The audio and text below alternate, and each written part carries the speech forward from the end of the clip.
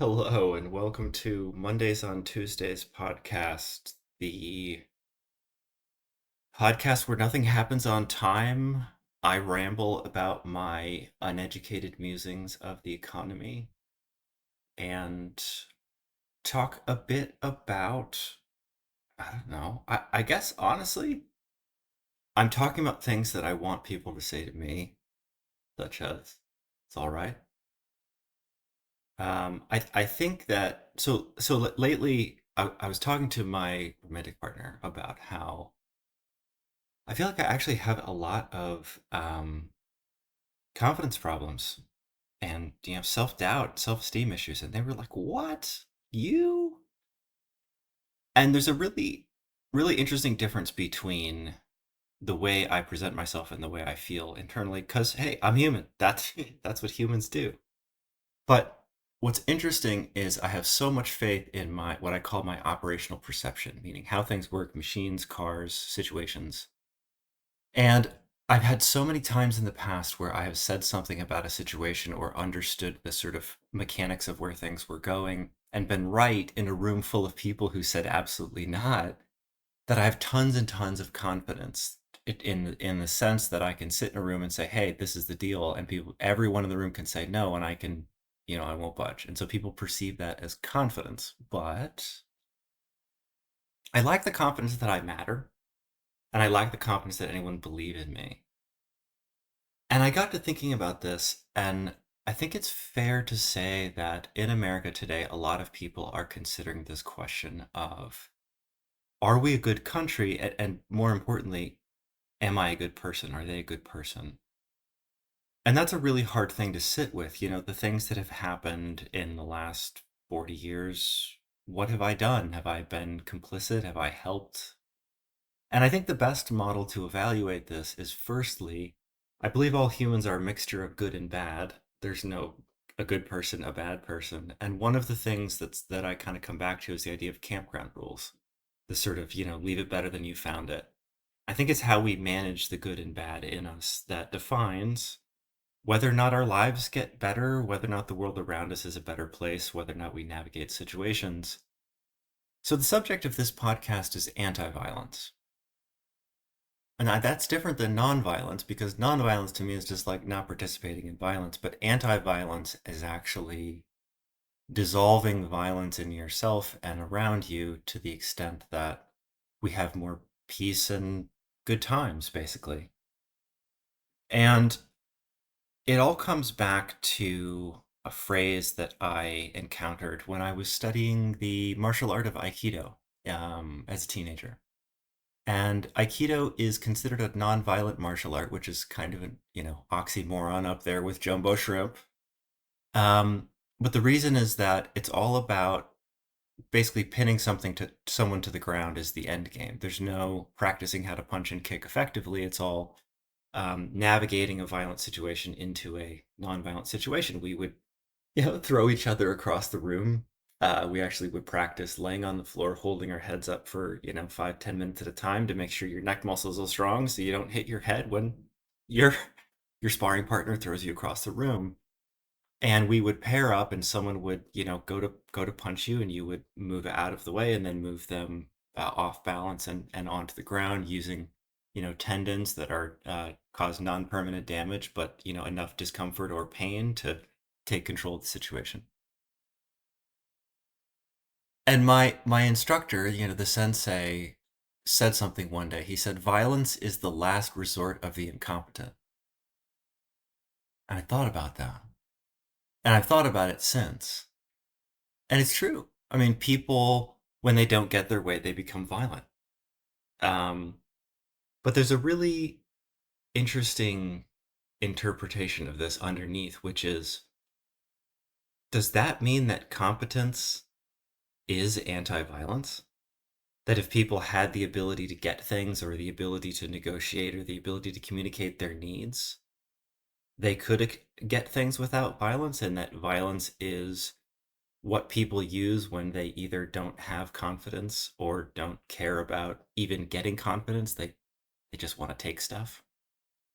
So we'll talk a lot more about that after the break.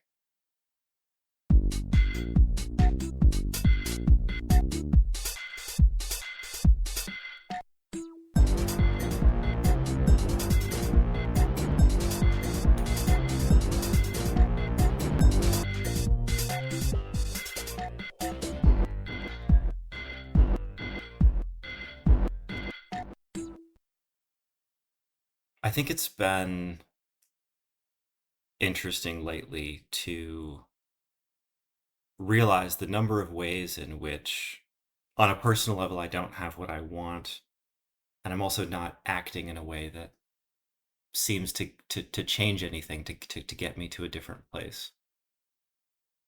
And the most massive realization for me earlier in the year, as I really began to rely on restaurants fully for my income, was the idea that economics has essentially two sides to it.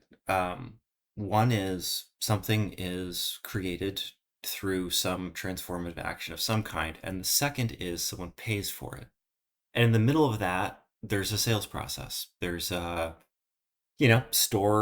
storefront venue that people know to come to when they want that kind of thing, when they want that kind of food or want to buy that kind of thing, or they book an appointment with a manufacturer to go visit their facilities or review their products. And so production and distribution are completely separate because you could make a bunch of stuff that's awesome that nobody needs or wants, and it doesn't, that's not business. And also, you can sell a bunch of stuff that people don't really need, or they're buying from you only because they can't get it from somewhere else. And in my opinion, that's also not business. So it's this magic of production, distribution, demand flows downstream, production flows upstream, if you consider that upstream is the creation and downstream is the sort of request and acquiring of things and services. And so there's obviously many, many ways to play this game, many, many ways to play this business game. Um, and I want to call attention to the idea of that idea of playing a game. And the reason that I'll make a prediction that it's not a word salad, but the wording's tricky, and I'll explain what I mean by this. But the revolution will not be violent. That's the phrase. The revolution will not be violent. Whatever problems we see in America, they will be resolved through nonviolence, which I've defined before the break as quite literally competence.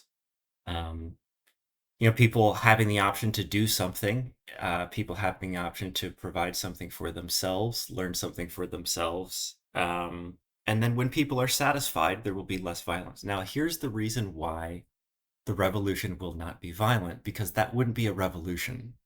That would be a continuation that changes hands. And you can see this in history. If you study violent coups, the decrease in violence doesn't actually happen after the coup. It happens much, much, much, much later when the coup is exhausted, and eventually there is finally a nonviolent transition to nonviolence, and that's because violence begets violence. And I'll tell a real story that's sad, amazing because the person I'm talking about survived, but they were in a bar fight.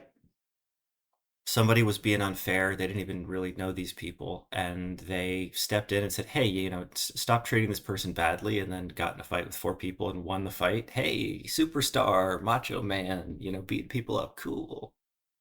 And then they were stabbed in the back like 11 or 12 times a few weeks later, and they survived.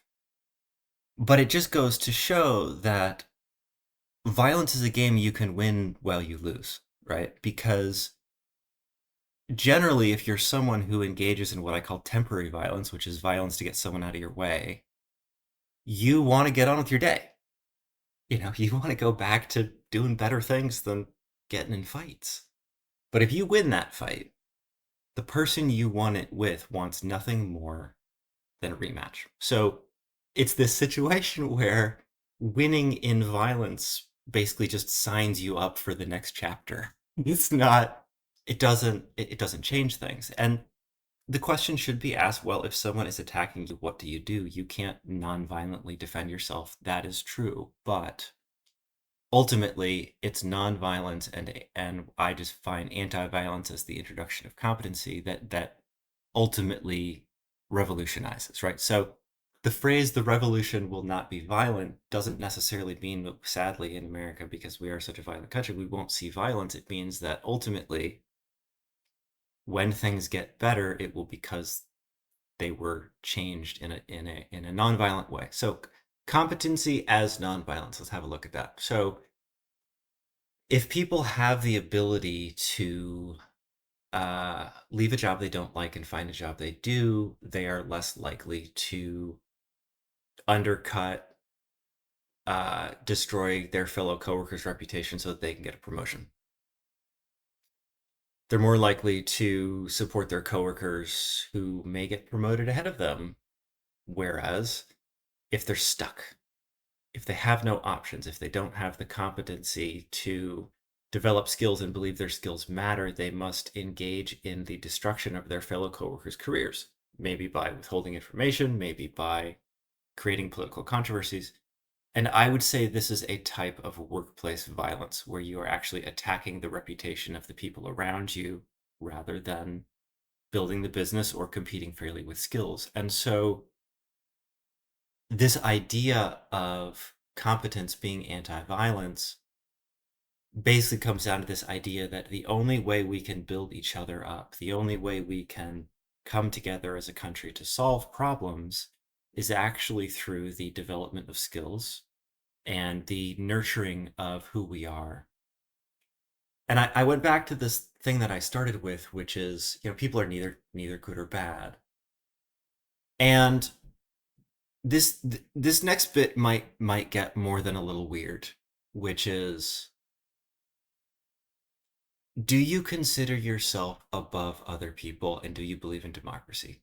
Fairly simple question, but it's going to get very unsimple very fast. So, do you consider yourself above other people? Is this weird concept of, obviously we're not all the same.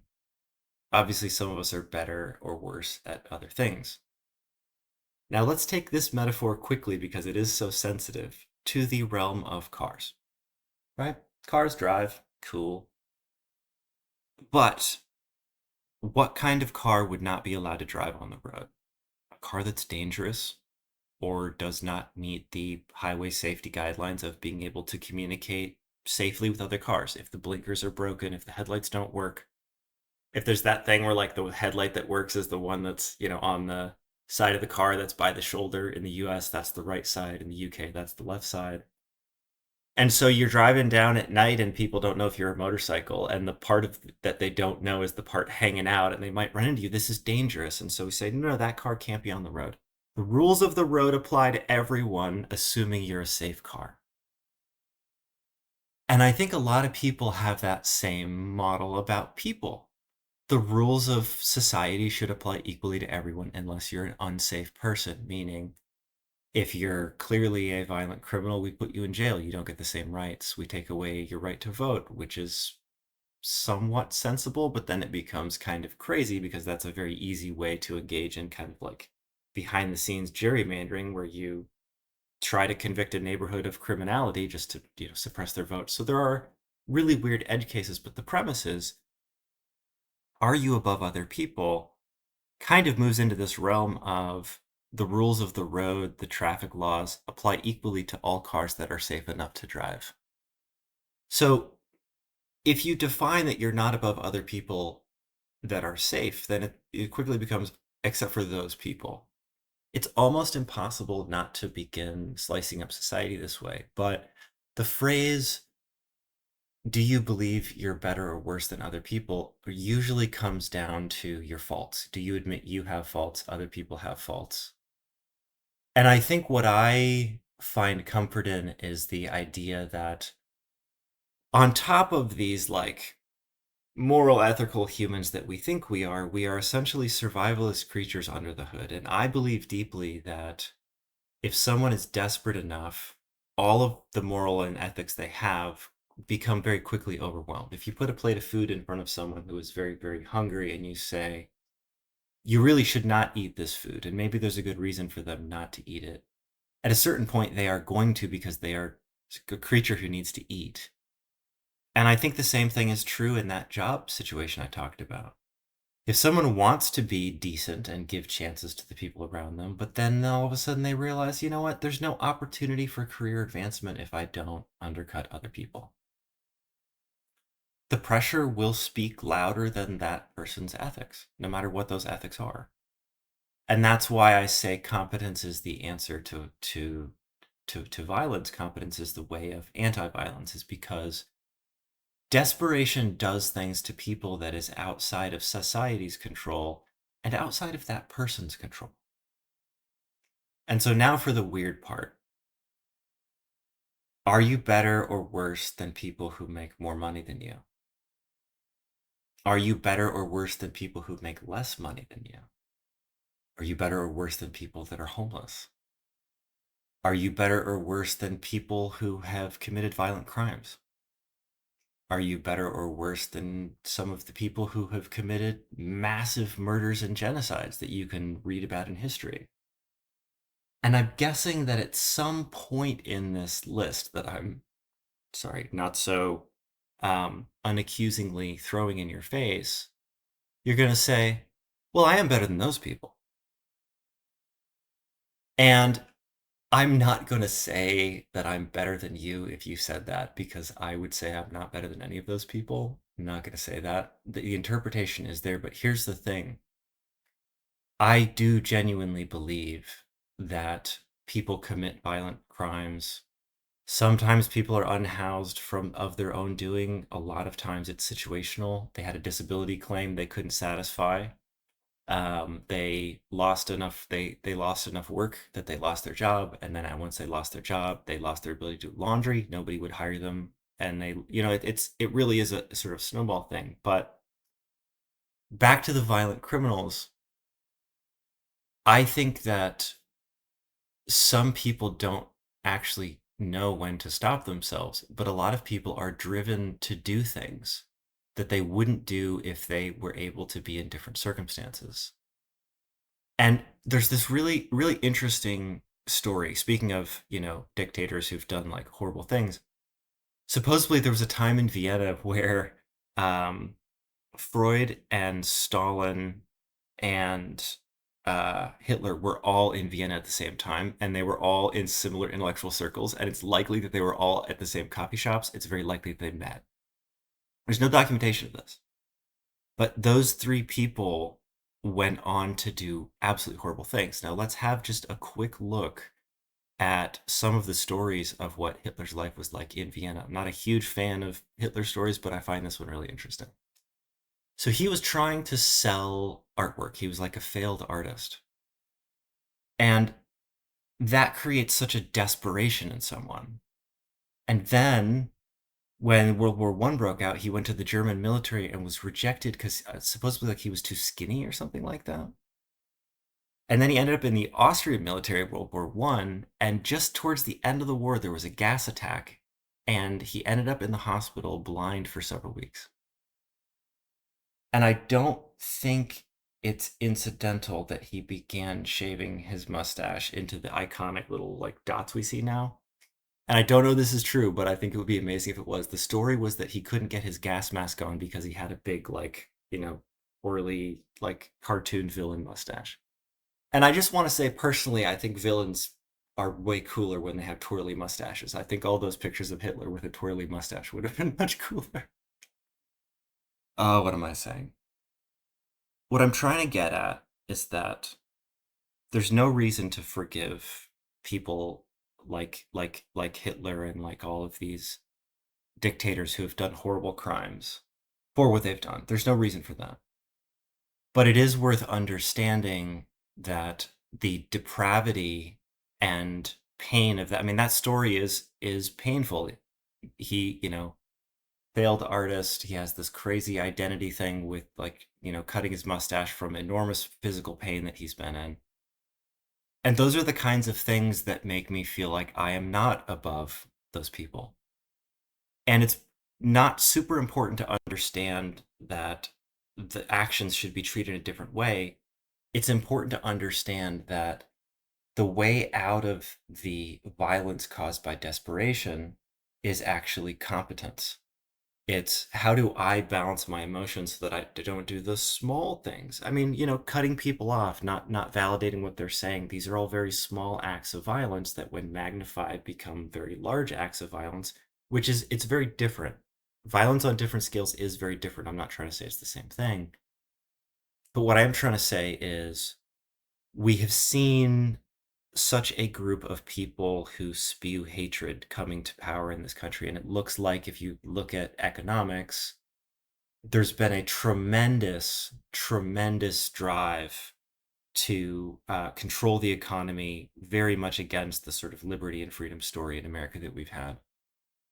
And when I look at the story of how the economy emerged and a potential explanation for why classical economics is so wrong so much, and also so interested in capturing and extracting rather than transforming and building, I came to a really interesting conversation that Steve Keen was having with a host of a new wonderful podcast whose name escapes me, and I very much apologize for that. I'll put it in the show notes.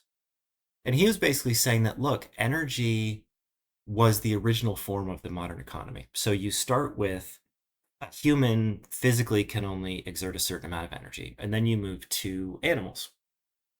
And it's the captivity of animals that provides wealth at this time. So you own so many horses, you can plow so many fields. There's a very violent owning and extracting model to the economy at that time. And then you move to burning fossil fuels, and it's the same thing. If you have the fossil fuel energy, you burn it, you have money. So the controllers of the economy were in a extract and control resources mode at that time. And then you move into the slavery period. And I think the question that's worth asking is how much of economic models are still based on this idea of ownership, control, and extraction. And if that's true, it makes sense that we have such a culture that seems to run on violence, seems to think that if you make things scary or painful enough, that is how they get better, which is not true in a world of transformation where 70% of the economy is a service industry. But I am sort of starting to see why the economics of our time rely so much on force rather than innovation. Innovation isn't just something that companies give lip service to and then don't deliver. It's incompatible with the way they see economics. And I've been kicking this around for a while, this idea of competence being the answer. It's why I'm working on the Sneaker system, is to bring competence to software in the form of flexibility and contextual consideration. I am this week the victim of an edge case. The restaurant that I'm at is switching login systems, and that's how we actually clock in and out, and that's how we get paid. I couldn't log in because there were two accounts associated with my account. And I talked to tech support, and it was one of those round and round things. And I know that this is because there has been a shallow approach to software that has resulted in these kinds of problems in any sort of minority case. There's just such a lack of caring about the whole system, or a lack of understanding that if you build something with depth, it has more transformative value. And I connect this, I hope I'm connecting it in this podcast effectively, but I connect this back to the idea that if business owners and business investors show up believing that they own a team of engineers that produces X productivity, and their job is to push them as hard as they can, that's a very violent perspective that does not involve the reality that the software process and all processes of business are tumultuous, and it is only with teamwork that you can actually have a good click and a good level of productivity. Why is that? It's because we don't live in the age of, you know, managing animals to plow fields and, burning oil to deliver value. That's not the world we're in. I don't think the economics have caught up, and I also don't think society has caught up in this idea that it is competency and support and walking back from the desperation that actually has the key to value and solutions going forward. So I'm excited about this, and I hope I have done it justice. This is likely a topic I will revisit many, many times. It's so it's so big I didn't really know how to put it out there, but I think back to that first phrase, violence is the last resort of the incompetents, and unwinding it into competence is the avenue of a nonviolent society. I think is a really beautiful thing. And I think more than beautiful, I think there's actually a realistic chance that this philosophy could form the backbone of whether or not humanity exists for a continued length of time. And I will see you next time.